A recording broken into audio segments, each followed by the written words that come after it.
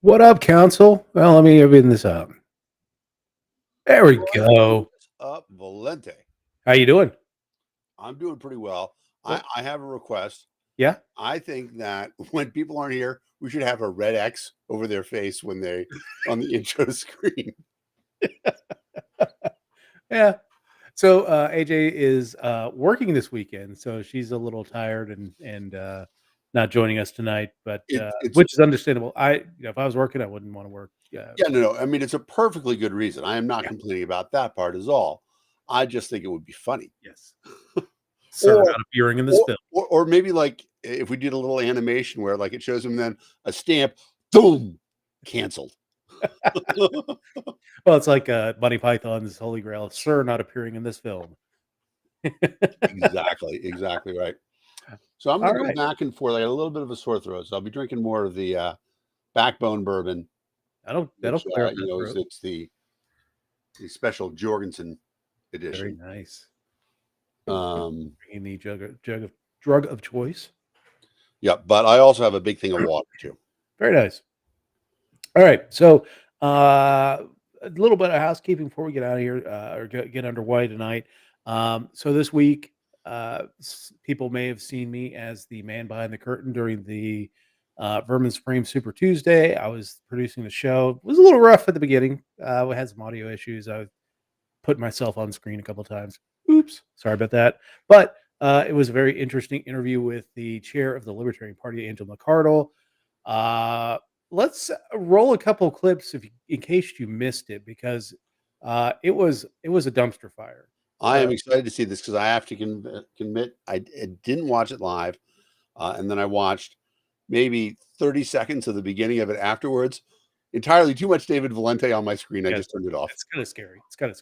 Anyway, here's a cut when we were talking about why should Vermin be in the Libertarian Party, and because of the bigotry and the anti-Semitism. So here's a clip.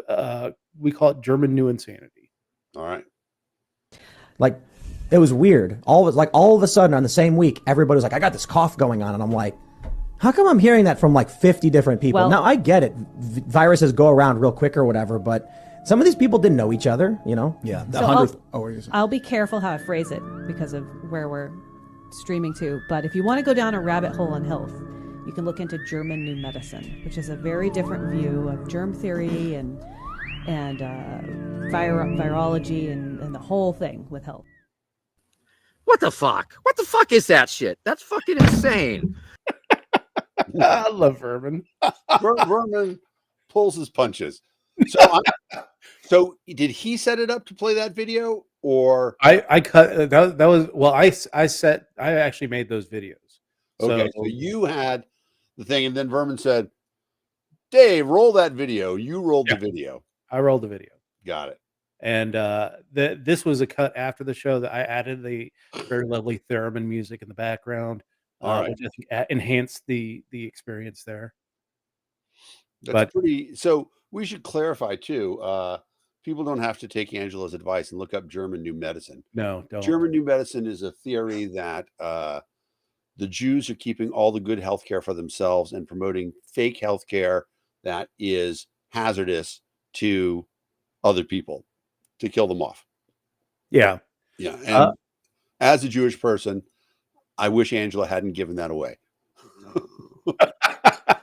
Well, here's the funny thing. They talk about in German New Medicine how Jewish people don't take vaccines, which was absolutely insane in the face that of the COVID vaccine, like the countries that did the COVID vaccine the most, Israel was like the top.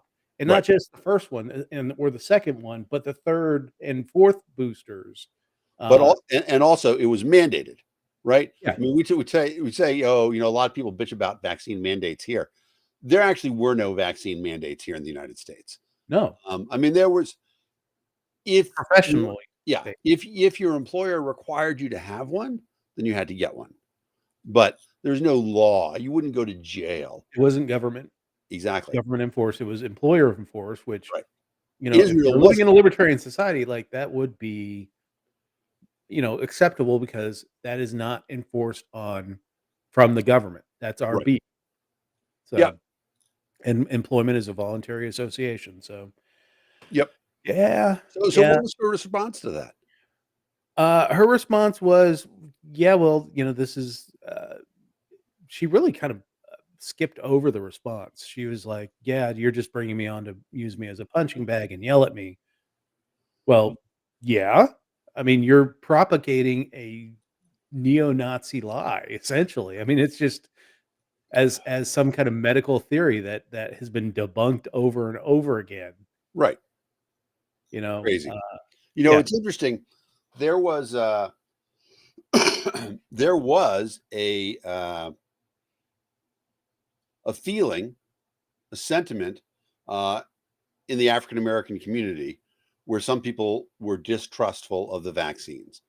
And they put a lot of effort into a lot of African American doctors saying, look, this is a real thing. This is not the government out trying to get us. This is not Tuskegee. This is not. There's history there. Like, yeah, exactly. Right. It's not right. It's not crazy to think that because there are examples of that. Yeah. But so here, you have the chair of now the 5th largest political party in the United States saying that, she disputed the fact that she's 5th now. She disputed the fact that she's 5th. Yeah. She says she's 3rd, that the LP's 3rd. 3rd behind. Well, I actually just made up 5th. I didn't know that somebody said 5th. Vermin said 4th or 5th largest political party. She's like 3rd. Interesting. Well, yeah, definitely, Craig. It's worth watching the video. I made a little joke and said that I didn't watch it because there was too much Valente on it, but it's everything you think it's going to be. It's Vermin being brilliant, yes. Angela being petty and small and foolish, and we got another clip too. Oh, good. Let's see more clips. Yeah. So this is we were talking about the Rage Against Political Impotence rally that she had. We asked her what is woke, and she said cultural Marxism. And then we talked a little bit about her dealing directly with Marxists and communists with this rally. So let's take a look at this. And then at some point during the video that we're showing, she says that there were, none of this is true when we're talking about how white supremacists and Proud Boys in the Charlottesville people were at the rally, and she's like, none of this is true. And we proved that. I knew she was going to say that, so here we go. Of their country. This was a tiny event. It was small. It was a weird assemblage of Americans. There were Proud Boys there. There were some of the white supremacist groups you'd recognize from the Unite the Right rally in Charlottesville a few years ago. Also represented prominently the remains of the bizarre Lyndon LaRouche cult. I know. Media, right? A few moments later. Should be on Putin's side as he keeps invading his constituency. That is our point of view. That's funny. So in Russian that reads, "I will make this functional and not embarrassing." But yeah, that immediately she went to attacking the fact that it was Rachel Maddow on MSNBC. Really, MSNBC was one of the few national outlets that actually carried anything from this rally. It was very hard to actually find either just kind of like really bad in-person camera footage or just a quick snippet on the local news about this rally. So this was kind of the longest thing that it did carry, talk about the people that appeared there. The thing that benefits Angela in this whole thing on that whole video is that the word libertarian was never mentioned once. Q was never shown in that video at all. Right. So, I mean, thankfully for the Libertarian Party, we were, at least on a national stage, we were kept out of this. Even Ron Paul wasn't shown. Although what's crazy about it is, if I were a good question to ask is, so why was the Russian flag viewed 500 times more than anything that said Libertarian Party? Yeah. Who was the actual sponsor of this event? What is it? The Russian FSB or something like that? Yeah, exactly. You don't have to answer your things in the form of a question. You could just say the Russian FSB.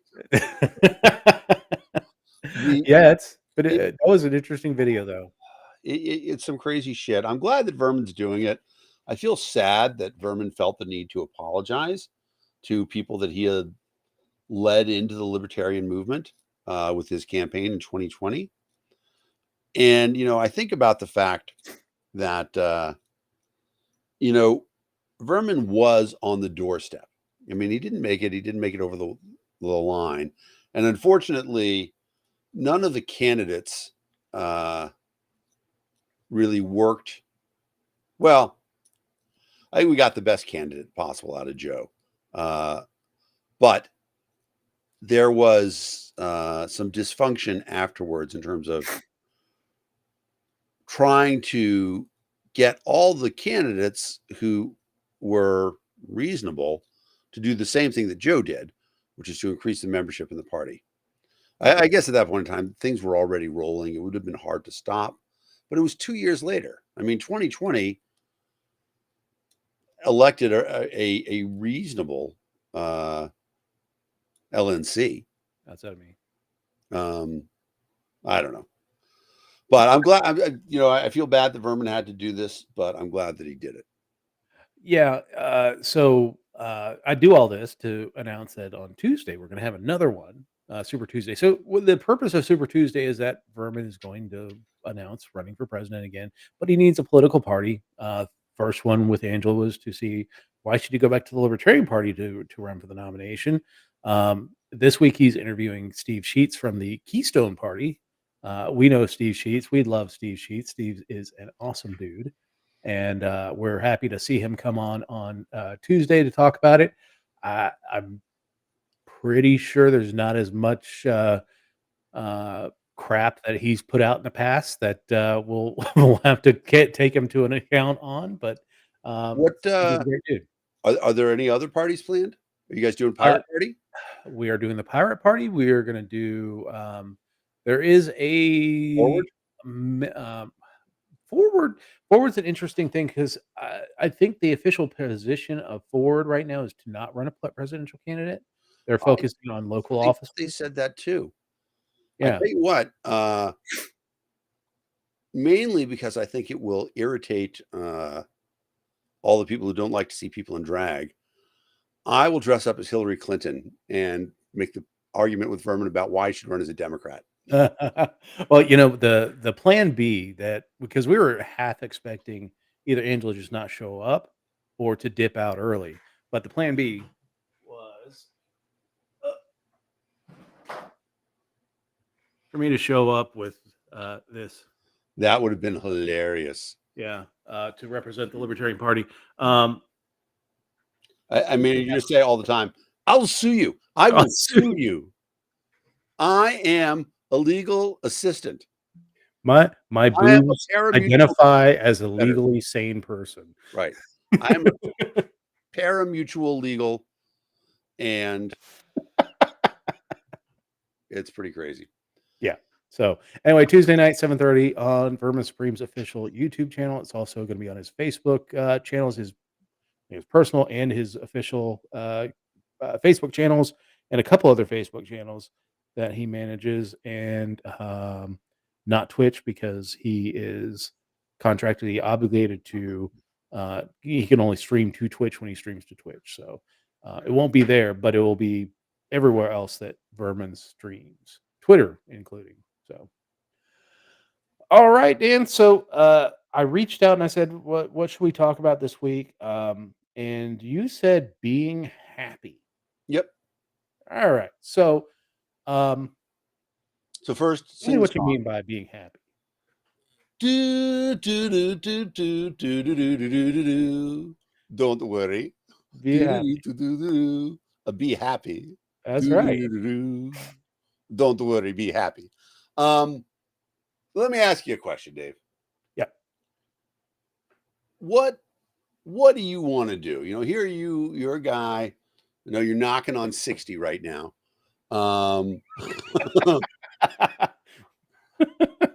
Middle age, because 60 is the new 50. What do you want to do with your life? What do you hope to accomplish in the next year? Outside of Vaseline wrestling with the entire Swedish Olympic volleyball team, what I want to do is, I mean, you're right. It's about being happy. So doing the stuff that makes me happy, which includes traveling and spending time with my family and my friends and seeing people. Those are the things that I want to do over the next year. That's good. And let me put it out there to Craig and James and Janice. Guys, what's something you'd like to do in the next year? Go ahead and type it into the chat so we can see it here. And then my question about that is, you're all going to type something different. Probably. I mean, I don't expect anybody to say, I also want to travel with Dave, and that's my goal. That's what will make me happy. More the merrier. Right. I mean, it would be a fun time. Maybe we can do a cruise. But the thing is that our fundamental mission in life, the thing that we want to do, is to be happy. And even the people who want to serve others, to do things for other people, doing that makes them happy. Chowder. Clam chowder. Chowder. Ooh, I'm down with that too. Chowder. It better be like New England clam chowder, though. If it's that Manhattan clam chowder bullshit, I don't want to hear about it. I will eat both at the same time. Well, so, here we have the scenario of, we know that our job is to be happy. Okay. I mean, that's our mission in life. And the question then becomes, are you ever happier when you can't do what you want? Are you ever happier when somebody hurts you? Are you ever happier when somebody takes something from you? And like some people say, oh, my chiropractor hurts me.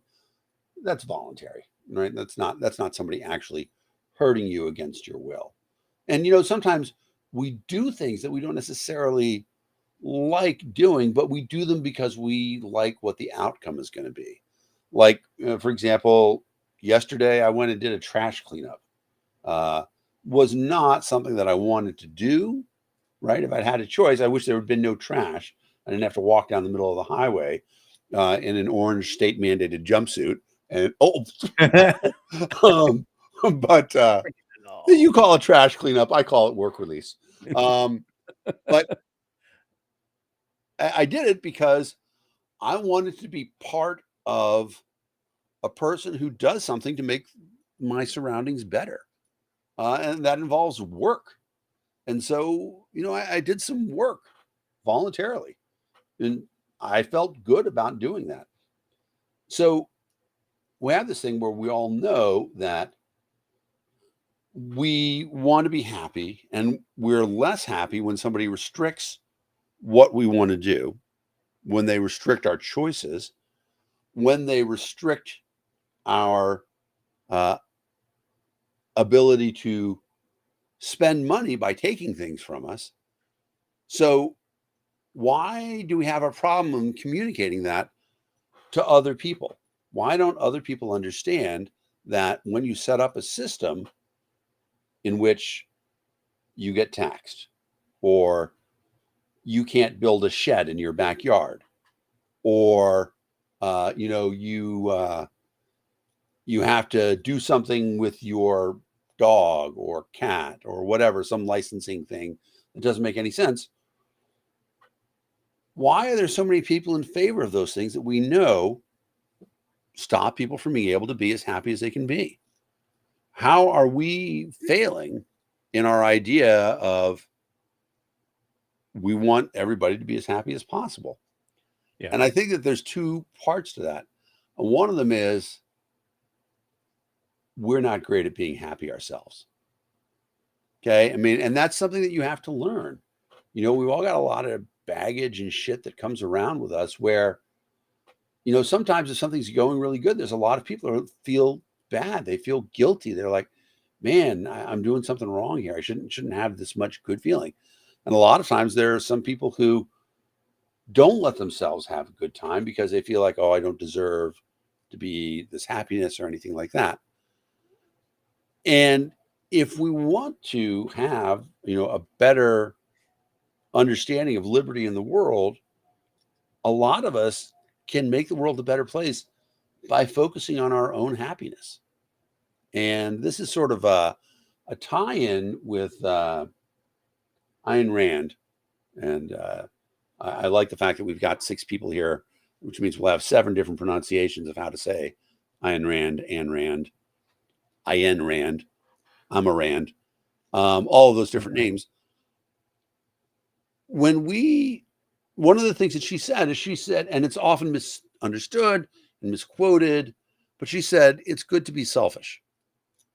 Now, what she meant is that it's not good to hurt other people.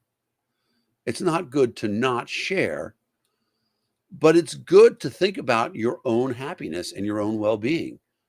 Because if you're doing that and you get that taken care of, you give everybody else the same right to do that, to think about their own happiness. And with any luck, a lot of people, their own happiness includes making sure that other people are happy as well. It's that combination of everybody working together, thinking together about being happy and having your own life be better. So that's my thought. The idea that focusing on individual happiness, focusing on our own happiness is one of the best things that we can do to promote a liberty movement, because we're showing people if you have liberty, you can be happy. So why don't we have it for everybody? Why don't we stop restricting other people's liberty? I feel like I'm rolling over the same points here. Well, I think here's where I think a lot of people have the issue is that one, there are people who have advantages in this society that want to restrict other people's happiness, Yeah. want to be able to, I'm okay with living my life. I don't get that many restrictions on my life because, I've got political power or whatever. But those gay people down the street, they need to be reined in. Or Right. that kid smoking cannabis down the street needs to be reined in because, cannabis they bought into a lie that, cannabis is some great gateway drug. Yeah. I think part of it is education. I think part of it is that our education system has sold that to have a functioning society, that the greater good is to give up some of your happiness in exchange for the benefits of the Right. community. Right. The idea that the good of the many outweighs the needs of the few. Exactly. Which it doesn't. Like, I think the one thing that people don't understand is that happiness is not this finite pie that if this dude over here is having fun because they're smoking cannabis, or they're in a same-sex relationship or a polyamorous relationship or whatever, or if they're just planting a garden in their backyard or having chickens, that their happiness is going to be reduced. Now, you can make the argument that, well, having chickens in the backyard, the chickens are loud, it impacts their quality of life of their own home. That is an argument that can be made. But happiness is not a finite pie. Exercising my happiness should not deprive you of your happiness. If it does, that's an issue where we can have a discussion on agreements on whether we give up a little bit of happiness to help our community. Yeah. There's a great song that I would recommend everybody find after the show by a woman named Casey Musgraves called Biscuits. And The Okay. very first line is, taking down your neighbor won't take you any higher. I burned my own damn finger poking someone else's fire. I've never gotten taller by making someone else feel small. If you ain't got nothing nice to say, don't say nothing at all. Word. And that's the idea about it. And later lyric, pouring salt in my sugar won't make yours any sweeter. Pissing in my yard ain't going to make yours any greener. That's the fundamental thing about it. And so many people are so obsessed with their own misery that they want it. They want to replicate it. Exactly. Yeah. They want everybody else to have it. And in fact, we should be trying to be in the opposite way. And in addition to celebrating other people's happiness, if you're in a place where you recognize that somebody's trying to sour your sweetness, there's an obligation on you to not let that happen. Yeah. No, I mean, like, I don't care if anybody else is happy about doing something. Like, I know there are a lot of people who love watching the Hallmark Channel during Christmas because they help play essentially the same movie over and over again, just a couple of different characters and things like that. I'm not going to say, well, we should ban the Hallmark Channel. right. Like, you do you sit there in your own home and watch it. That's great. I only have to suffer with it when I go to my dentist's office. She has that stuff on all the time. So, but I voluntarily go to my dentist's office because she does the best job in the area, and I can Well, suffer and through. that stuff is so sickeningly sweet that it gives you cavities. So That's probably it. Yeah, that's it's self it's job protection for her. Then you got a cavity. Sorry about that. yeah, you're right. It is. There's so much stuff that people do, part of their own lives, that isn't right for me. It's for their lives. But it's definitely not right for me to say that's not right for you. What No. is the scenario in that? And where we get into all sorts of problems is people say, you know what? You've got the ability to do more. You could help the poor. Hey, Jasper, you Yeah. could help the poor. You could feed the hungry. So we're going to make you do all of those things. Or, one of the things you hear all the time is nobody, like Bernie Sanders said, nobody should be a billionaire. Right. But we don't know what those people are going to do. And so, as an example, I used to be a special education teacher. And I had a kid in my class. His parents were both professors at Northeastern University, which, for people who aren't familiar with it, it's a good school in Boston. I got a lot of friends from Northeastern. Good hockey team as well. They play in Yep. the Beanpot every year. My Buffalo Sabres are benefiting from that. Devin Levi, their goaltender, is now probably going to be our starter next year. So There you go. very much like Northeastern. So great school. It's nice because it's the school that is in the middle of Boston. It is the most Boston of all the Boston schools. Harvard and MIT are not actually in Boston. They're in Cambridge. Yeah. The Northeastern's a great school. Northeastern, where was I going with this? What was I talking about right beforehand? Help me out, audience. Devin. Gosh, I don't know. I completely lost my point. Sorry Something about about. Go ahead. Sorry about that. That's all right. It's something about doing your own thing. Northeastern. Gosh, I have no idea what the hell I was going to say. We're getting more bad. It's all good. Yeah. Yeah. I mean, it's the same point that though that we were talking about Hallmark movies and things you don't like to do, but you have to do them. Well, here's the concern, though. I mean, I know a lot of people, and I think if AJ was on here, the first thing she would talk about is that's all well and good, but right now the government is legislating people's lives, whether Right. it's the pro-life versus pro-choice or Janice brought me back to my point. So I had a student whose parents were both professors at Northeastern. Their student was very severe autistic. mostly nonverbal. He was, when I got him, he was 8 years old, and in Depends because they had not been able to toilet train him. And his parents both worked really hard and saved up a tremendous amount of money because they knew they were going to have to pay for their son to have permanent care, because this kid was never going to be able to take care of himself. And, they were older.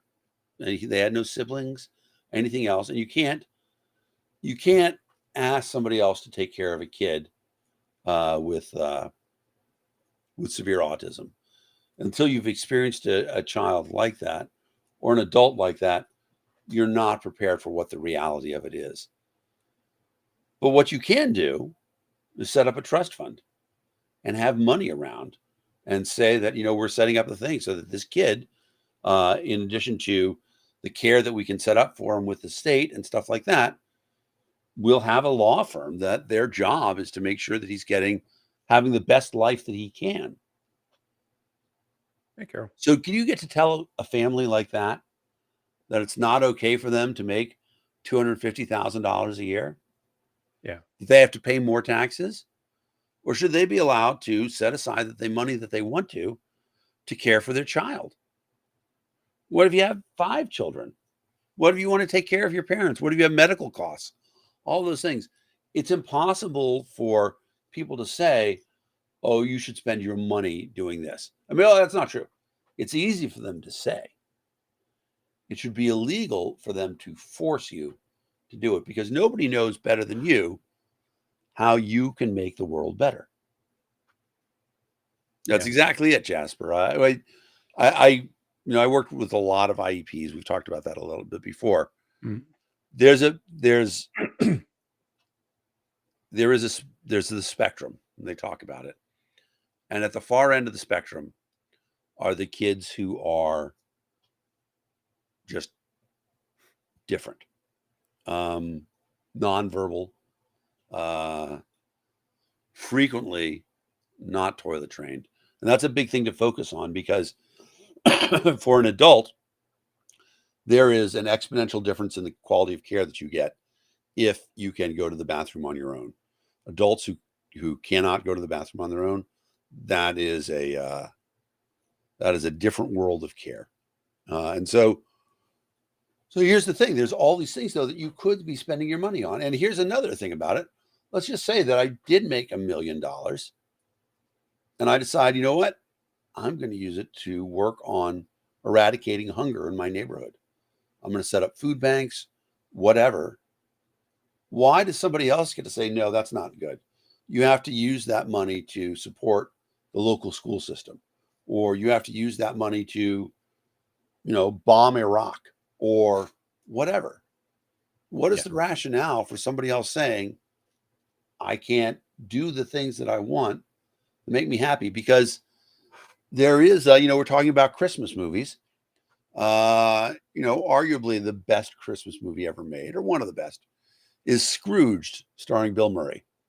And there's a part in it, and he says, if you do that thing, it's going to make you feel good, and you're going to want it. You're going to get addicted to doing that thing that makes you feel good.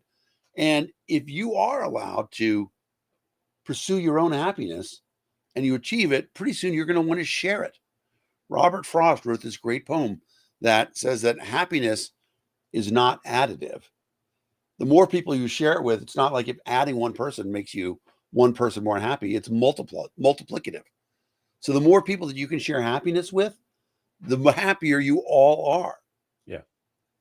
We learn that. It's not something that, you instinctively understand. You learn it by doing it. But we just have to have faith and understanding that in pursuing our own happiness, we learn that we're interested in seeing other people happy too. Yep. And nobody's ever happier when you take something from them, or when you hurt them, or when you force them to do something. Yeah. And right now we're in an age that government has we had gone into a kind of a period where, you know, we were freeing up things that were more on the personal spectrum. Cannabis is becoming more legalized throughout the country. Gay marriage was allowed. Trans people were coming out and being more free, and we were, able to get treatment to trans kids earlier. But now we've got a series of governments within the United States, actually throughout the world now, that want to restrict things, that want to deny people their happiness, to deny them making their voluntary choices on how to live their lives. And it's not just, a lot of people say, well, it's the children aspect of it. These states are going after, adults, adults getting access to care. Florida's bill, denying care for religious exemptions, is incredibly insane and dangerous bill. Because I mean, if I was a Democrat or anybody in the state of state of Florida that was a medical provider, and I got angry because this bill, let's say Ron DeSantis pops a gasket and has a heart attack and gets brought into my ER. Minutes are critical to get medical intervention for his health, and I could just say, hey, his political beliefs are, I have a religious objection to his political beliefs, so I'm not going to treat him, and he dies on the table. How do you think that the Republicans in Florida will react if that happens? Well, it's an interesting question though, because nobody can make you treat him, right? But the thing that it comes under is that in order to be a licensed practitioner, you agree to certain things. And so if you refuse to not treat Ron DeSantis, if you decide to not treat Rhonda, you would probably lose your license, but they couldn't put you in jail. Now, the problem is that we have this whole state set up thing where the state authorizes who gets to be medical providers and stuff. You're going to say that they might put you in jail? Well, no, this law would prevent the one, losing your license, and two, going to jail for denying care. So that's scary as hell. Jasper, you're right. The government does have too much control, and the spending is reckless, but the exerting that control is expensive. Exerting control over people's lives and taking the money out of their pockets to be able to enforce that is absolutely part of the issue with government being so expensive. Is that we have uh we're trying to use the government to control people's lives that really don't impact us at all. And that's what I think the point of the whole thing here is, that if we're allowed to express our happiness and find our happiness, and that the government should have no role in determining what our happiness is, what we spend our money on go for our happiness, that government spending is going to be a lot less. Yeah, because why do we have this illusion that the government is responsible for people being happy? Because the government can't do that, because even people like me and Dave, who are pretty similar, right? Our definition of happiness is different. Yeah. And there's a provider who's going to try to make us both happy is going to fail, probably fail in both.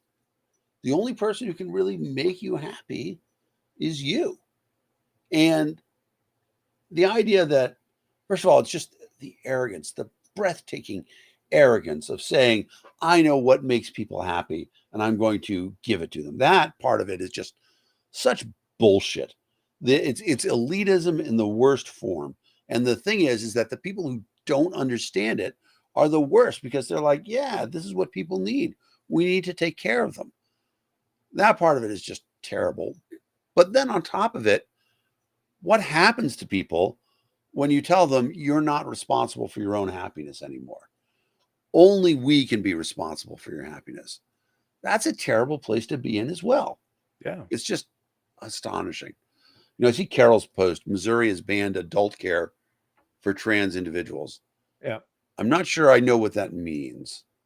So they can't get hormone therapy. They can't perform. I don't think they can perform the Certain, So I don't know how doctors many. cannot give conversion, what do they call it? Gender confirmation Yeah, surgery to surgeries adults. or yeah, See, that's insane to me. That was the thing with the whole Mr.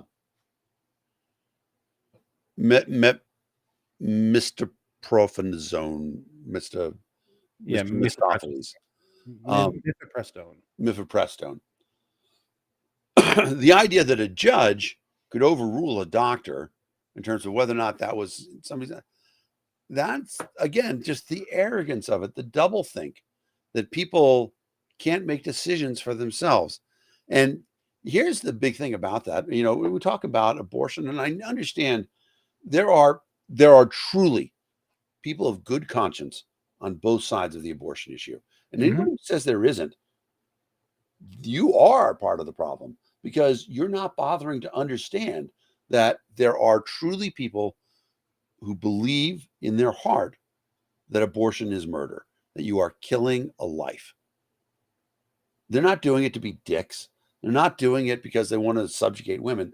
That's their belief. Yeah, We got to accept that. But we also have to accept the fact that there are people who don't feel that way. And what we don't have is an overwhelming consensus. An absence and overwhelming consensus. Like, I'm pretty sure I can get 80% of the people to agree premeditated murder is wrong. You know, I'm not saying that in self-defense. I'm not saying killing is wrong. But I'm saying that, you know, saying, oh, you know what, I'm going to go out and kill this person because I want to kill them. That's wrong. We can get 80% of people to agree on that. Until we can get to 80% on an issue like abortion, we don't get to inflict our beliefs on somebody else. We have to have a system where we accept people are doing what makes them happy. And so here's another thing about it, right? You know, this for a while, the pro-life movement referred to the other side as the pro-abortion movement, Yeah. which is bullshit. If you talk to people, most women who've had an abortion didn't want to do it. They felt like it was the best choice at the time. And it's not like, you know, they're doing that because it makes them happy. It's the happiest of a bunch of bad choices available to them. Yep. And being aware of that, being aware that people are doing what's best for them, even if we don't agree, that's part of that goal of us trying to be the happiest us that we can be and letting others be the happiest them they can be. Exactly. And you know, now I think I'm missing the point that I had. Yeah, by demonstrating your happiness, though, that can change hearts and minds.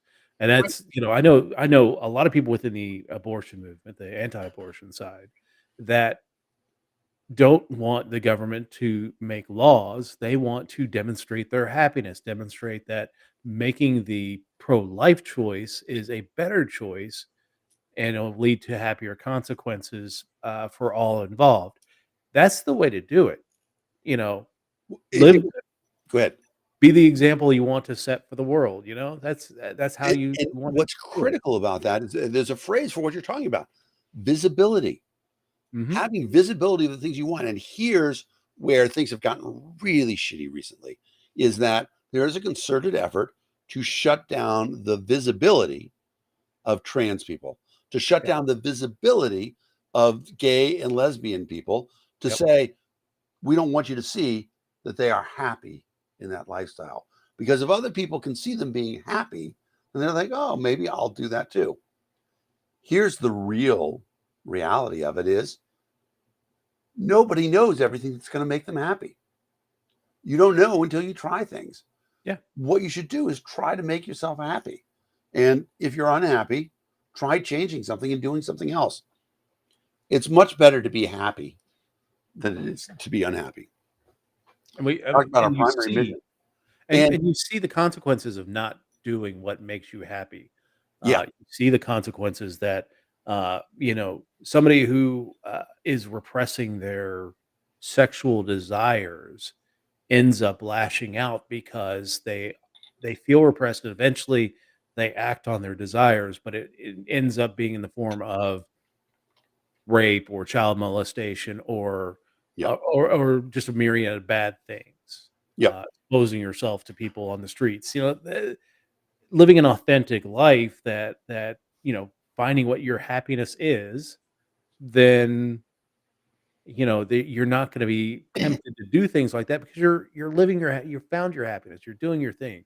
It doesn't mean that everybody should be gay or lesbian or bisexual or even heterosexual. It's finding what makes you happy or any other activity you can do. It doesn't have to be sexual. We're talking any activity. Find Now, what makes you happy and then go do it and pursue it. now the one thing I do want to say about this too, and I don't know what's wrong with me that I can't make a point without arguing the other side too. Sure. But there is visibility is one thing. On the other hand, there are times that people can go too far with that stuff too. And your visibility means being visible in public.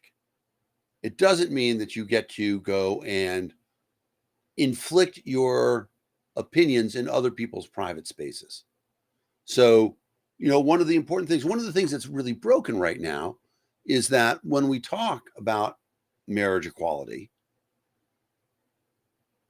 it's important to say no church is going to be forced to marry couples that they don't think should get married, right?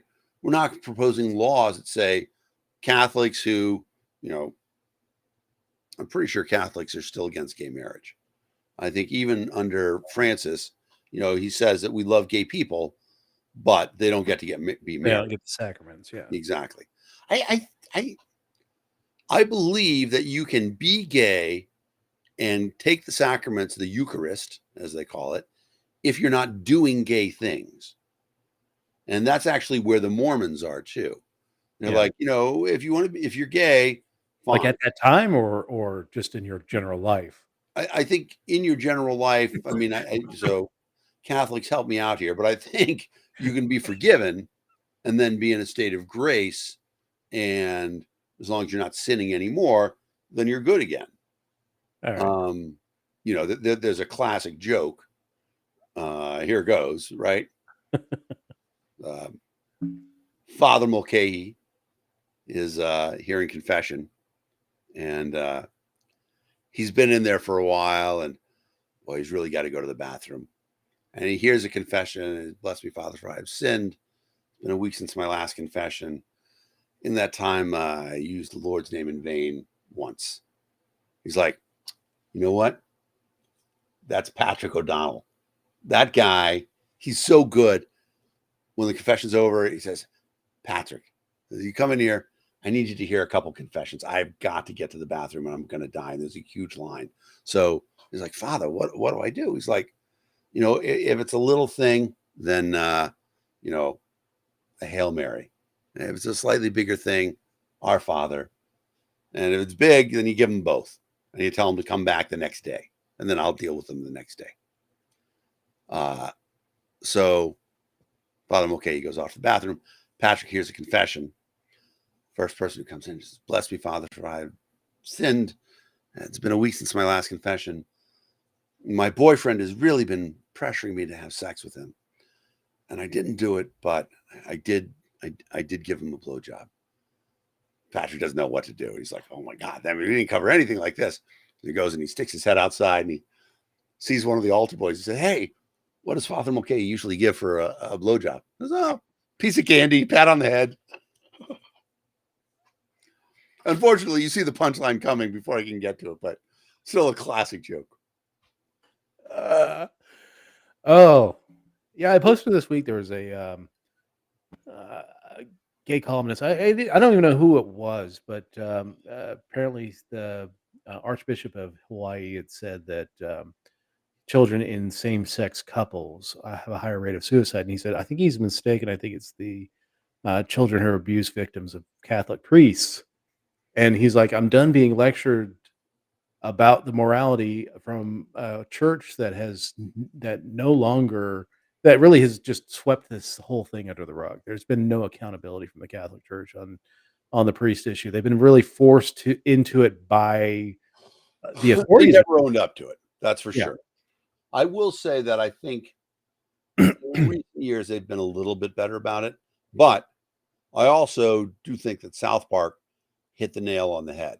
If you haven't seen that episode, I that didn't see that one. it's a phenomenal episode. I can't But, remember the name. Go ahead. Illinois just said that there was another several thousand cases of kids who have been raped in the Catholic Church this last week. So I mean, it's Is it again, recent though, or is it past stuff? That's well, I coming? mean, it's gonna be past stuff, but I mean, it's I don't know how recent past it is, but still, there are issues within the Catholic Church that they're not. A lot of people have been able to escape justice on. Yeah, I mean, I think that there's a lot of truth to that. And I grew up Catholic. Just full disclosure here, but Yeah, so in the South Park episode, just to get into it quickly, I can't remember the name of the priest from their town, but they have a convention of all the priests and bishops and everybody to talk about sexual abuse allegations. And they say, it's terrible what is happening that all of a sudden all these kids are coming forward with these allegations of abuse. And the second priest says, yeah, I mean, they used to be quiet about it. What can we do about the fact that they're talking about all this stuff now? They go on like that. And the South Park priest is like, well, maybe we could not have sex with children anymore. And all the priest's like, whoa, come on, what are you gonna do? yeah, And so there is but to go to that point too, though, again, it's why one of the things we're talking about why visibility is so important and why living a happy life and being seen, being happy helps so many other people, because they realize this thing that's making me unhappy, if I could do what that person's doing and pursue happiness in the way that I see fit, that'll make my life better too.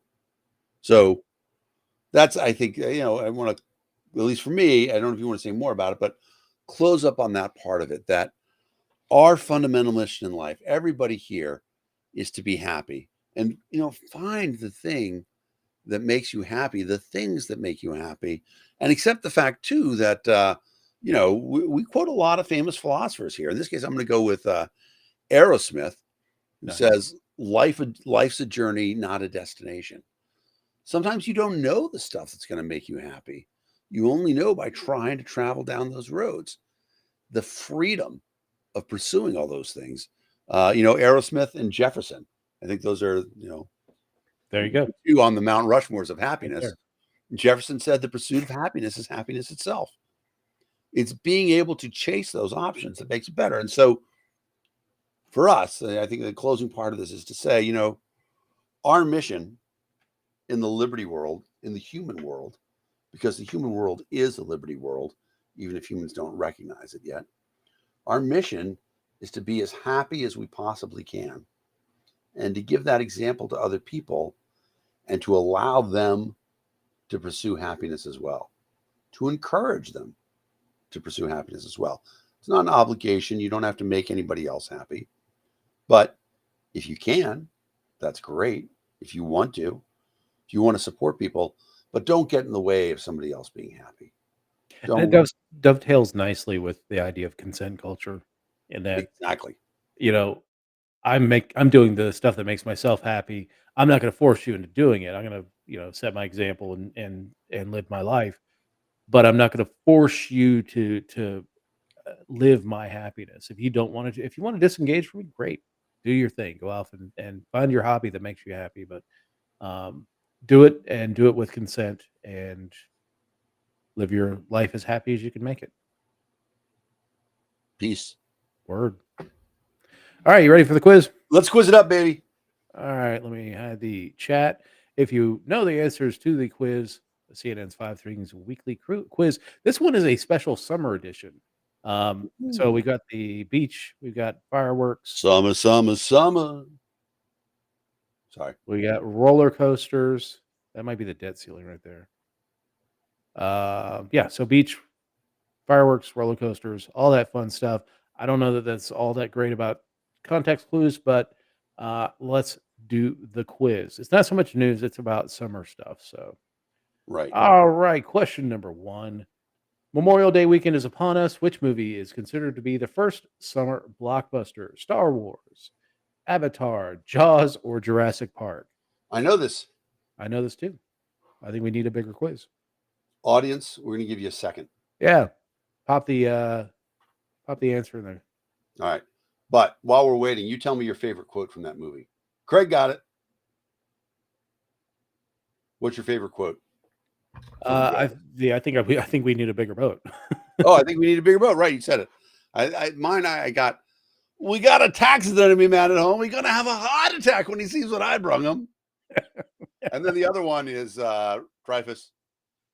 Mary Ann Moffat. She broke my heart.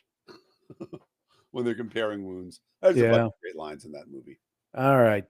Craig and Janice get it. It is Jaws. Yep.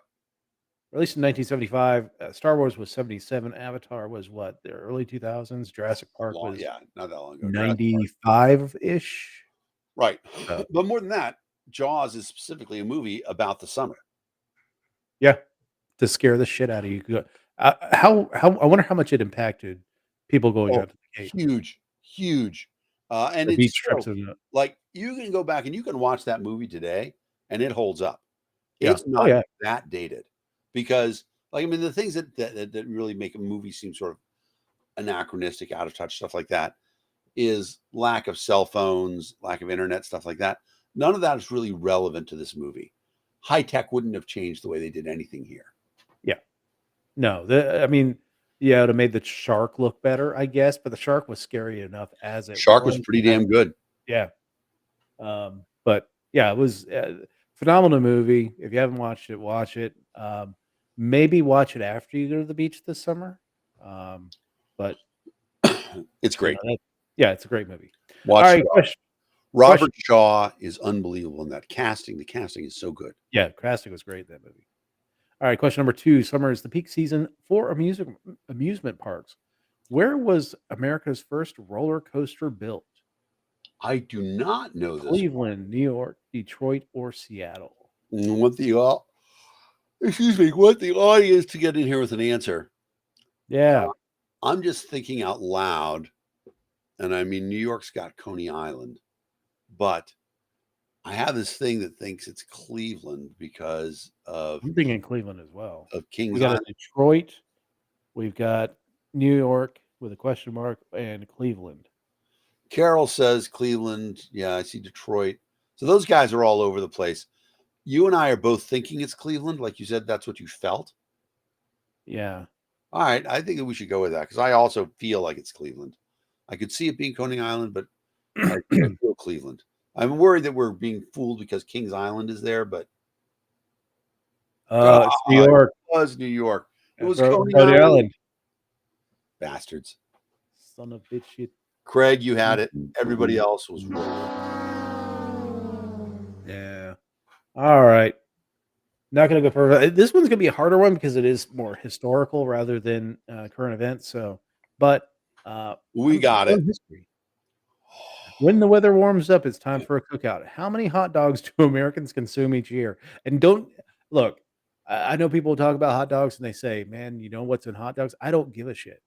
I'm gonna eat it. I'm gonna eat that hot dog. So, I mean, 2 million, 20 million. Specific about the hot dogs that I eat. Like Nathan's is the best of all the hot dogs. I don't have any question about that. And there are other like sausages out there that are not hot dogs, and those are awesome too. Yeah. I don't mind a Hebrew National. I don't mind beef franks. But when my sister is a clinical dietitian, and when her oldest boy was born, and I think most people know babies love hot dogs. Early on, it's like a finger food. They can pick them up. She's like, you know what? We're going to give him tofu dogs because he's a baby. And so for, a year or so after he's eating solid food, he's eating tofu dogs and pretty happy with them. And then he's 3 years old and they go to their first friend's birthday party and they have hot dogs there. And he comes running over, Mama, their hot dogs are so much better than ours. All right. So 2 million, 2 billion, 20 million, or 20 billion. I don't think we get to billion. And it's American. So But what I think we gotta, because it can't be 20 million, because that would be less than one hot dog per person. so maybe it is 2 billion. I think we got to go with 2 billion. If it's All right. 20 billion, I'm a little worried. Yeah, But because that would be three hot dogs per person for 20 million or 2 billion. yeah, it's American, so yeah. I mean, Not everybody eats hot dogs. And one thing I couldn't understand when I was a kid, whenever I threw up, there were hot dogs in there. I hadn't eaten hot dogs like recently. Do they just store up in your stomach? I don't know. Maybe as a kid, I have no idea. Let's do. Janice says Casper. I've never heard of Casper hot dogs. 20 billion, especially with contests. I mean, yeah, if we're talking about Kobayashi and what's his face, the American dude that's been Well, so let's running the table. let's think about how many hot dogs do you think you eat a year, Dave? Ooh, I'm probably on the high end. Yeah, I think I am too. Um, I easily I'd say at least 100. I was gonna say I easily eat 100 hot dogs a year too. So here's the thing: if it's 330 million people and they all ate 100 hot dogs, then you'd be at 30 billion. Ooh, But that's everybody eating 100 hot dogs. So I don't see how that's possible. So I think it's got to be 2 billion. yeah, 2 billion is what, 6 hot dogs a person? Yeah, roughly. Roughly? We would say let's just say half people don't eat hot dogs. Yeah. So I set the bar high. So, all right, let's do 2 billion. I'd say 2 billion, even though we got 2 guesses in the audience. For Oh, it is 20 billion. billion. Oh my People were right. God. That's unbelievable. And I have to say, make America great again. 20 billion hot dogs. 20 billion hot dogs, man. You've done it, people. That's an amazing number. That is an amazing number. It is. Yeah, as far as hot dogs, my favorites are either Nathan's or Sabret's. There is I do like You said there's hot dog festival in New England, Austin, yeah. right? It's called the Hot Dog Safari. It's awesome. It's $20, all you can eat hot dogs. And there's the 3 main family styles of hot dogs. Boston, New York, and Chicago. Now the Chicago dog is a Vienna beef. It is different. I do love the Chicago dogs. Yeah, exactly. It's different from your typical hot dogs. Our friend Steve Seuss recently posted thing as he was driving to O'Hare, and on the traffic sign it said, "No phones, no texting, no ketchup," because Chicago people don't put ketchup on their hot dogs. It's a different animal. But I like the kosher ones. I don't think I've ever had a halal hot dog. But Pearl is good. Hebrew National. I did when I lived there. I liked the Fenway Park hot dogs. I don't care where you're at in life. If you're at a ballpark, Yeah. you eat the hot dogs. Yeah, exactly. Be careful with condiments. Sometimes, like my wife we went to a Nats game, and they had like this external to the cellar, like this onion thing. They have like a We public got stand. really sick off that. But I every time I go to a ballpark, I'm either getting a sausage or a hot dog.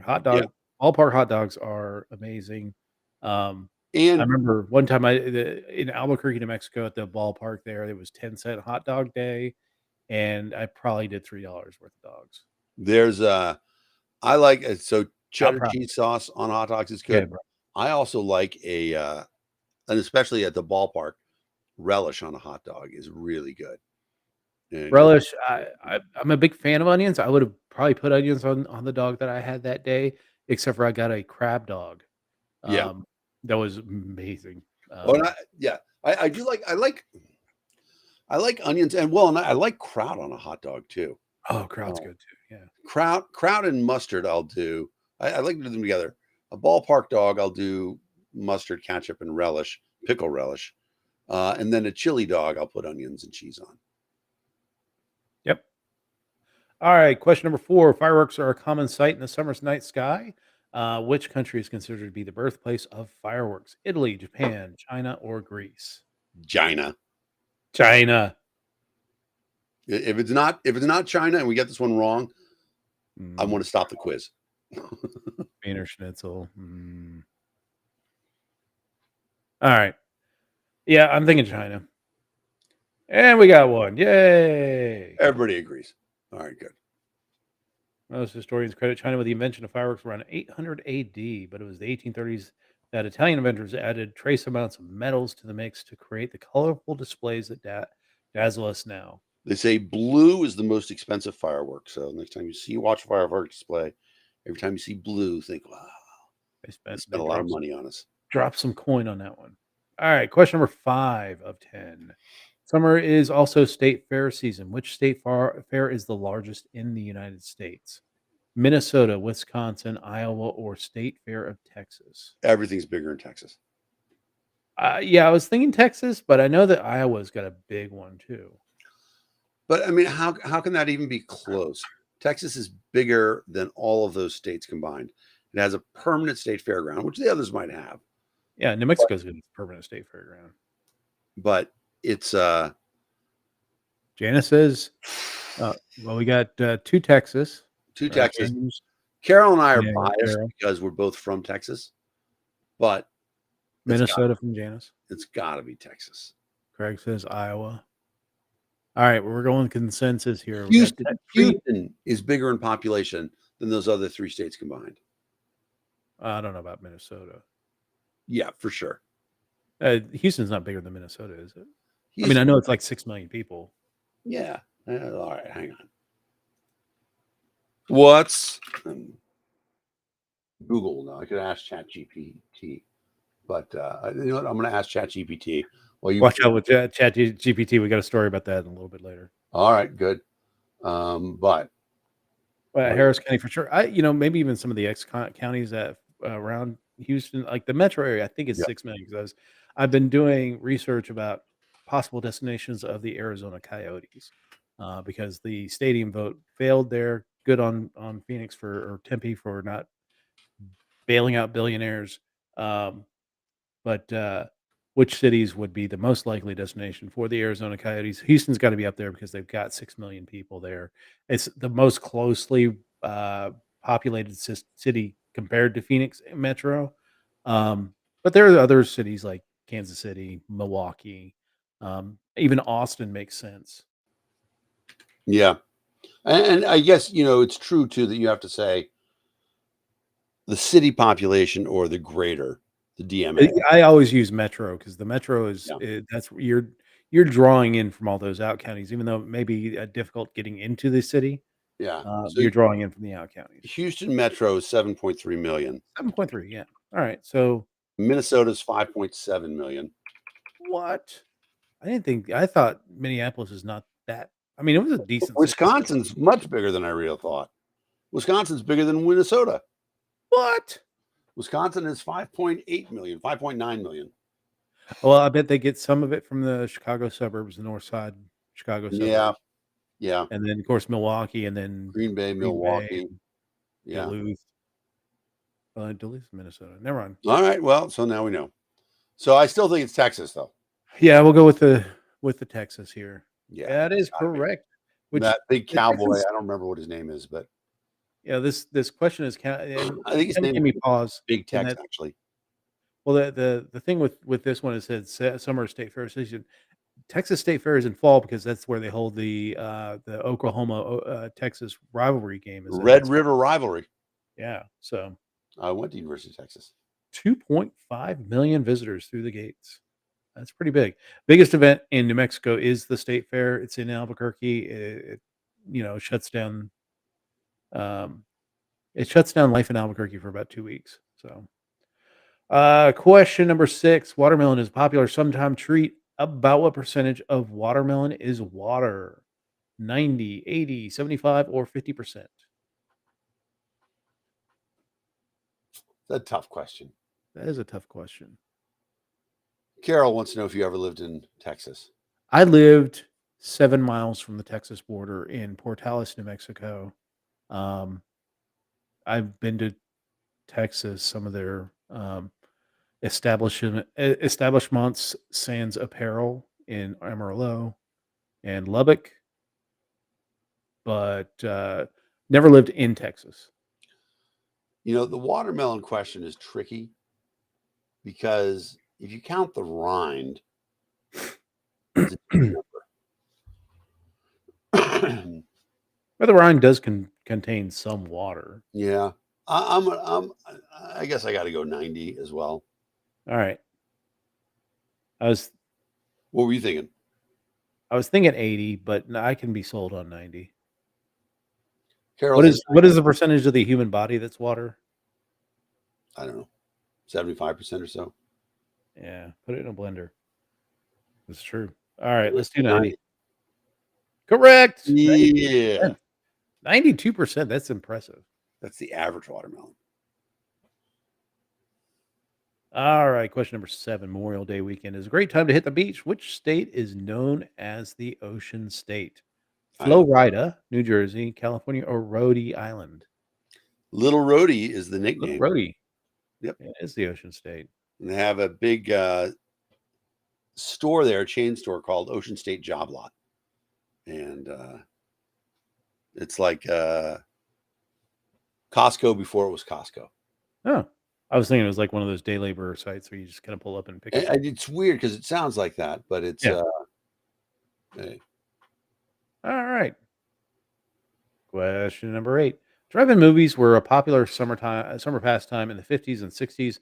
When did the first drive-in movie theater open in the United States? 1920s, 1930s, 1940s, or 1950s? It says it was a popular pastime in the 50s and 60s. So my guess is going to be the 40s. Yeah. Although I'm sure that there was probably like one open in the late 30s or something like that. That's going to trip us up. Well, I mean, in that case, then the answer would be the 30s. How do you think there was one opened before World War II? I mean, think about the sound setup. Yeah. All right. Let's do 40s. All right. It's rarely the middle, though. Fuck. You were right. This is a terrible quiz. It is a terrible quiz. Camden Drive-In in Camden, New Jersey. Yeah. Opened in June of 1933. Price of admission was before the Hindenburg. 25 cents for the car and 25 cents per person. And that's when they invented kids getting into trunks. Did you ever go to a drive-in? Yeah. I've been to drive-in a few times. In fact, I think I saw the first Jurassic Park at a drive-in in Albuquerque. Wow. Yeah. I didn't see any of that late, but certainly up until like the mid 70s, I can remember going to some drive-ins. And it was the one where I went to one where they put the speaker in your window. And then we went to another one where you tuned it on your radio. Yeah. The first one I went to was speaker in the window. Last one was radio tuning. So, yeah. But I still got Iowa. Stranded at the drive-in. Feeling like a fool. See, we got people that know. We should be listening to our What will they say Monday at school? That's from Sandy. Song Sandy in Greece. Netflix and yeah. I mean, there is something cool about going to a drive-in. Yeah. I mean, it's not the way I would consume all of my movies. But there is that, I mean, for somebody my age, there is that little nostalgic piece of, going to a drive-in movie theater, stuffing like 6 kids in the trunk of your vehicle. Hopefully you don't forget about them and they suffocate to death or something like that. And then you have to hide the body. Well, you just put it behind the screen. But there is not that I know that an outdoor experience shared with a lot of people, and that's what's also cool about a drive-in.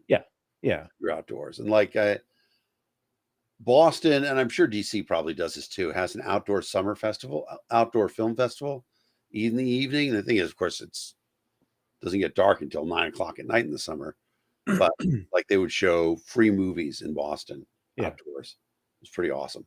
Yeah, it's cool. I like drive-in theaters. Again, I wouldn't consume most of my movies there, but it's a fun night out every once in a while. Which of the following is not a celebrated.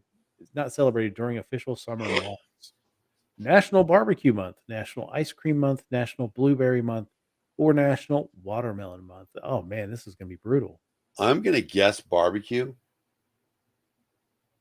just because all the Well, others really make sense in the summer, but barbecue you can eat year round. yeah, I'm barbecuing out on my deck in January. So Yeah, um, exactly. yeah. What Go other for it. people say? James says blueberry. Yeah, I don't think you Carol says barbecue. Barbacoa. BBQ. BBQ. And Janice says barbecue. All right. Let Right. us do the barbecue. Correct. May is National Barbecue Month. Well, it's right on the You- cusp then. well, and that makes Oh, sense Hody because Johns knew it was May. yeah, May is barbecue month. Yeah, I don't pay attention to a lot of the months. I mean, like the only month that I know is coming up is Pride Month coming up next month. But um, yeah, Nice. yeah. Show us your meat, man. I want to It's put your meat in my mouth. it's interesting. I tell you what, one of my minor pet peeves is the people who call cookout barbecues. Oh God, yes. Those are not the same thing. No, if you're cooking hot dogs and burgers, that is a cookout. That's a cookout. If you're smoking meats, if it takes a lot of effort to get that reward of meats, that is a barbecue. Yep. Yep. I agree. All right. 10 of 10. Which holiday is considered the unofficial end of summer in the United States? Flag Day, Independence Day, Labor Day, or Veterans Day? It's Veterans Day. No. What? 'Tis Labor Day. Is Labor Day? Yeah, Labor Day is the official end of summer because usually Oh, that's when kids start going back to school yeah, in you're right. the Northeast. I The agree. kids are already in school in August, most places now, but in the Northeast, a lot of kids don't go back to school until after Labor Day. I think you're right. And I've got James and Carol backing me up on this one.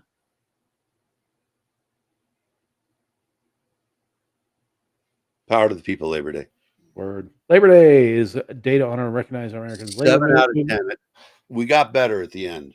It was Yeah, crazy there for not a while. not bad. It was a little rough there. I mean, there are some questions there that were tough, like drive-ins. I mean, yeah, I knew it wasn't the 50s when they said it was popular in the 50s, but knowing how far back they went, what else do we? Oh, the hot dog one. We underestimated Americans. I feel bad for that. By a factor of 10. Yeah, that's You know, tons. I blame AJ for that.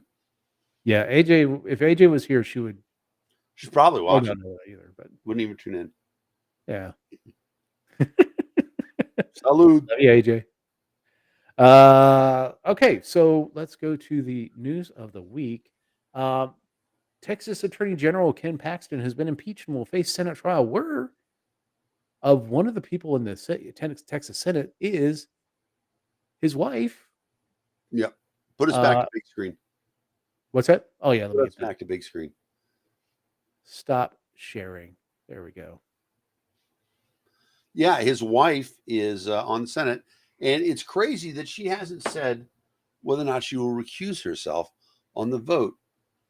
We have such a complete moral failure right now in this country, and Yeah. it's not in the way that people think about. It has nothing to do with who's getting married to whom or who's having, you know, affairs or what books are in schools or anything like that. The moral failing is people not recognizing what is the right thing to do in scenarios.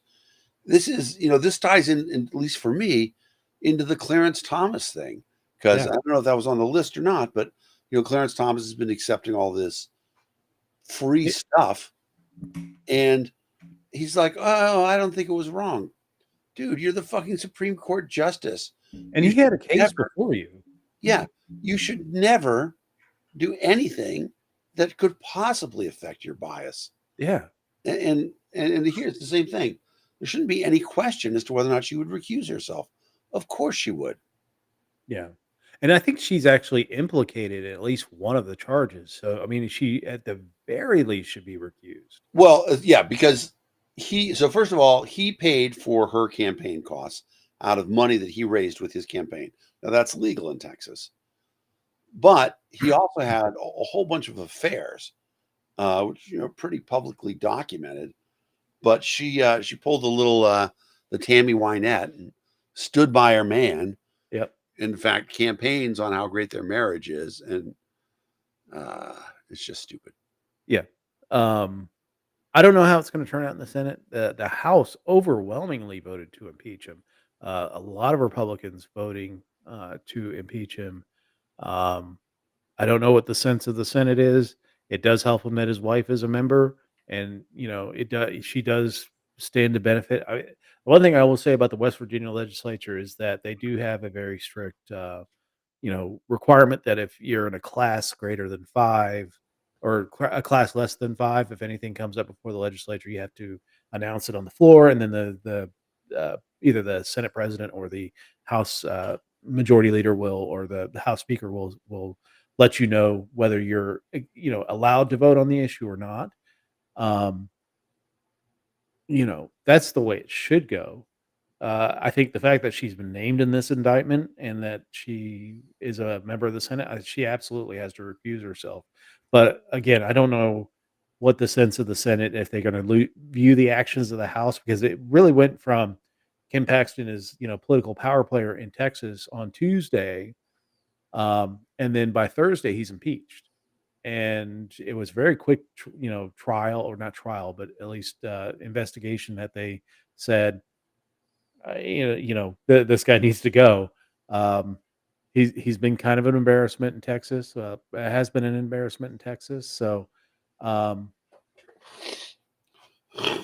see. Report last House Speaker Dennis Bonnen, the last legislative succession. Yeah, I'm not sure exactly what's going on in Texas as far as their politics, but yeah, I mean, um, we'll see what happens with Ken Paxton, because had been seen as kind of that, if Abbott ever steps down, it's probably the next logical guy to move into the governor's mansion. He is a hardcore Trumper. He sued to have the election overturned. Donald Trump has been tweeting his love for Ken Paxton the last few days. So this will be an interesting story to follow here the next few weeks as the Senate goes into session. The cool thing is that he is suspended pending the result of the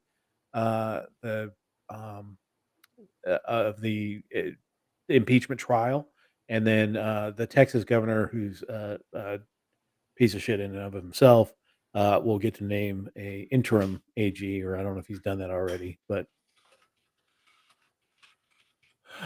Dade Phelan. Oh yeah, appeared to be intoxicated. I remember that Paxton was hitting out at him, that the current House Speaker appeared to be intoxicated during a session. I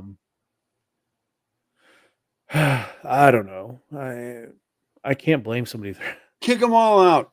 Yeah, absolutely. Vote them all out. Yep. Other news this week: there has been a tentative debt deal reached by the Biden administration with Kevin McCarthy. Again, don't trust this until it's actually voted on and passed. Yeah, because we've already heard some people coming out against. Yeah, we know the Freedom Caucus is going to vote against it, or whatever they call themselves now, because they're not really the Freedom Caucus. No, in the Senate, they're the caucus. Right. They're the block caucus, cock blocking caucus. But we also know the progressives, the squad, isn't going to vote for it either.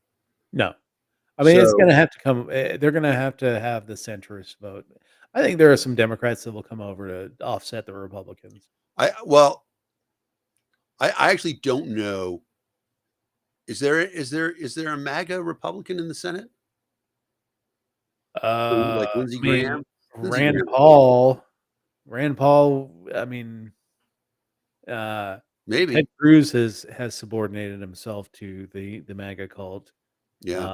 Lindsey Graham. I mean, yeah, there's a chance for a filibuster. I think Lindsey Graham will vote for it. Yeah. But Well, filibuster. Again, if you get enough Republicans, you only need like 10 Republicans, and the Democrats want to get this out because I don't think they really want to go into the whole default situation. So they're wanting to get this out. I know that I don't think they're that happy about it at all. And the particulars that we've heard are that they're going to freeze spending at 2023 levels, which we're already spending more money than we take in.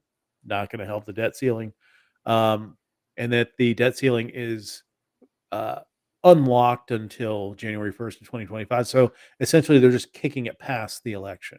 Right. I mean, that's the sad thing about it too, is This that is purely political. it's not that they actually lifted the debt ceiling. They said we're going to pretend the debt ceiling doesn't Doesn't exist. exist.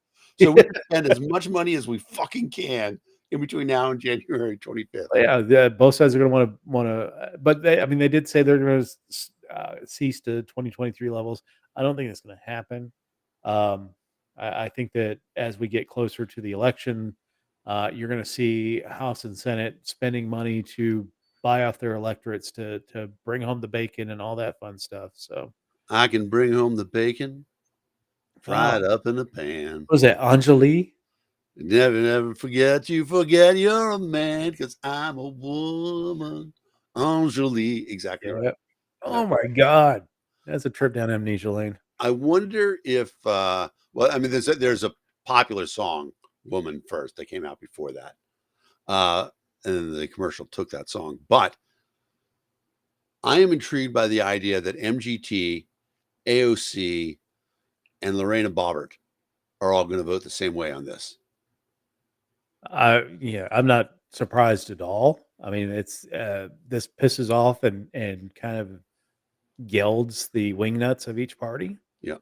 Lorena, formerly known as Bobbert, I guess we should say. Yeah, former Boebert. Bobbert. All right. Lawyer fucks around with Chat GPT and finds out. Apparently, a lawyer in New York submitted a case. It was discovery essentially, and the response from the lawyers cited several cases that did not exist. There was lots of questions about what was going on here, and one of the lawyers revealed that they had put in this case into ChatGPT to derive their response, and ChatGPT just made up some shit, just like several different cases that of case law that just don't exist. And I don't know exactly if they're going to get sanctioned. I'm sure they're going to get sanctioned some way by the judge, and who knows, maybe even the bar. I mean, that it's kind of a dangerous precedent that you're using ChatGPT to that could impact a legal case. I mean, to be fair, you can easily have a paralegal Review. Do that same thing, and most lawyers wouldn't know. They don't check their paralegals' work either. No. But, what are you going to do? Yeah. But in this case, if it's a lawyer and they've used ChatGPT to do this, if a paralegal does it, you can throw the paralegal under the bus. But in this case, it's the lawyer that's going to have to go under the bus. Right. If I were the lawyer, I would have said, it was my paralegal, Your Honor, and I have fired them. Yeah. So it's interesting. I mean, you could use ChatGPT. I don't say that you can't use ChatGPT to do your job, but just like with anything, check the work. Make sure that the facts that they state are facts, and that don't take it for 100% gospel, because ChatGPT even says when you start generating stuff that mistakes happen, and so don't trust it 100%. And that is a sort of deep level analytical work that AI just can't do right now. Yeah. It's as much as we like to talk about it, it can't do stuff like that. Exactly. It was a very interesting story. I laughed at it. I saw Nick Sarwark posted it the other day, talking about the dangers of using ChatGPT. Again, I'm not saying that ChatGPT is a bad thing, but if you are relying on it to do something that you're sending out for public consumption, like if you're a kid doing your term paper and using ChatGPT to write it for you, read it over, fact check, make sure everything's in there. Yeah. Run it through a plagiarism type site to make sure that it wasn't plagiarized. I mean, that's the scary thing is that this stuff can be generated, and you pull a bunch of stuff. Now you're on the hook for plagiarism, and essentially, you really think about it, it is kind of like a plagiarism. You're using someone else to do your work. Um, there is an ethical bad area that I think is going on here, but we'll have to determine going forward, especially in the realms of academics. But Chat GPT and things like that, helping you do research, combining world resources that can provide you stuff to provide for your research, I don't have a problem with that. I mean, it's the same as using like an Encyclopedia Britannica or Wikipedia, although Wikipedia is kind of a gray area when it comes to research, or even the databases, the legal research Yep. databases. Yep. I mean, those things are expensive. If you're a college student, if your university doesn't have a subscription to some of these databases, it's an expensive thing to get access to those databases. So, and then final story this week: Henry Kissinger avoiding eternity in hell is turning 100. Pretty amazing. I mean, that guy. It's proof that karma doesn't really exist. He is Mr. Realpolitik. Oh yeah.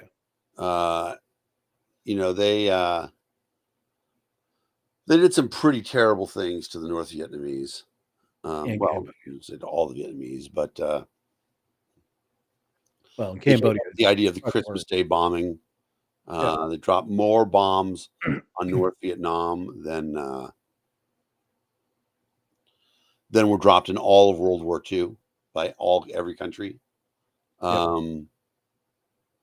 Pretty crazy that time period. There is a great book. Do I have it close by?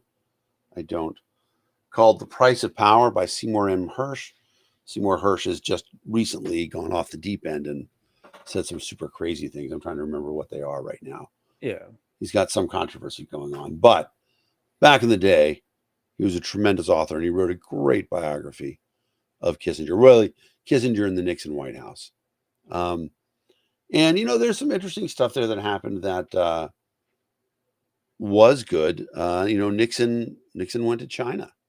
Kissinger had a lot to do with that. Sort of the opening up of that relationship. Hirsch alleged that the U.S. blew up the Nord Stream pipeline, which, I mean, possible, but Right. Yeah, he probably doesn't know, but you're right. I mean, that's not super crazy.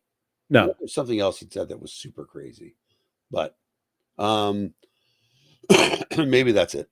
It's probably related to Ukraine and Russia and yeah. I don't know. I mean, you know what? I don't wish for anybody's death. So I don't, but I won't mourn Henry Kissinger. Yeah, product of his time too. You look at that foreign policy in that area, and all Americans thought our job was to make the world better. That sort of elite arrogance that we were talking about. Yeah. That we know better the American way by making a lot of people's lives either disappear or a lot worse. Exactly. I mean, Cambodia is still dealing with, and Laos are still Landmines. dealing with the issues that his foreign policy have brought. People are still getting blown up randomly, or they're finding bombs in the middle of fields that people are tilling, and Yep. yeah, it's not a great thing. Now he's really kind of played the senior diplomat. Last week there was, he was in Lisbon, Portugal for the Build-A-Bear conference. So he's still active. That's, pretty remarkable. Right? Huh? Bilderberg. I call it the Build-A-Bear conference. Gotcha. Makes it sound a lot softer and fuzzier. and it 100. So I don't have an issue with the Bilderberg stuff. Like, I don't think it's this massive conspiracy. It's just a bunch of rich dudes that want to get together and do their thing, and talk in private. I get that. I don't think that it's the the new world order or anything crazy. It's just rich dudes who want to be uh, do their thing in private. So Yeah. The I don't. one interesting thing I'll say about it is that you can complain all you want about Kissinger and stuff like that. The guy is clearly still active and alert. Yeah, 100 years old. That's pretty remarkable. Yep. So people who want to, you can aspire to that. I mean, obviously, it's a good genetic package as well, because it's Yeah. not like he was a health nut or anything like that. But No, he's not the healthiest looking dude in the world. Never has Nope. been. So, he made it. all right, Well, Dan. Give us good like, share, and show. subscribe on YouTube if you're on YouTube or Facebook. Thanks for joining us on channels. We've got many more channels going now. We got Facebook, we've got YouTube, we got Dan's YouTube, we've got Let.live, we've got Liberty 101, Liberty 101. Actually, that one didn't come up. didn't it? Or I'm pretty yeah, sure we're on there though. Well, so what I want to say, next week, I won't be here. okay. I will be at my high school reunion, my 38th reunion. Very 30. exciting. Looking forward to it. Nice. But you guys have a good time without me. We will. We will. AJ will lead us on in the quiz and make sure that we get perfect scores to show up our performance this week. So, but anyway, yeah, if you're on Twitter, Twitch, YouTube, give us a like, share, subscribe, get the word out there so that more people join us and we can have more conversation during the show.